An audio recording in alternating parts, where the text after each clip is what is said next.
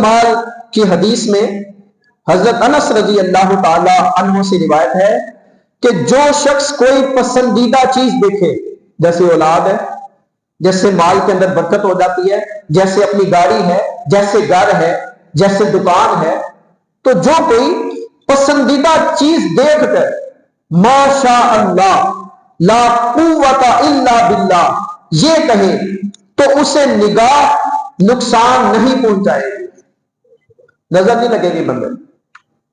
ہم تو کہتے ہیں کالی بلی گزر گئی ہے تو ہن نظر لگ گئی، آج کا دن برا گزرے گا، ایسا کچھ نہیں ہوتا۔ ارشاد فرمایا کیا پڑھنا ہے؟ ما شاء اللہ لا قوت الا باللہ۔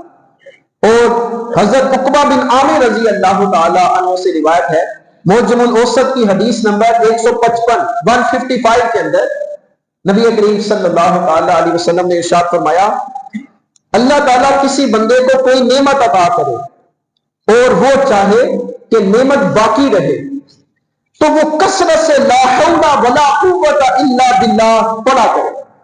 پھر حضور صلی اللہ تعالی علیہ وسلم نے یہ والی آیت تلاوت فرمائی وَلَوْلَا إِذْ دَخَلْتَ جَنَّتَكَ قُلْتَ مَا شَاءَ اللَّهُ لَا قُوَّةَ إِلَّا بِاللَّهِ۔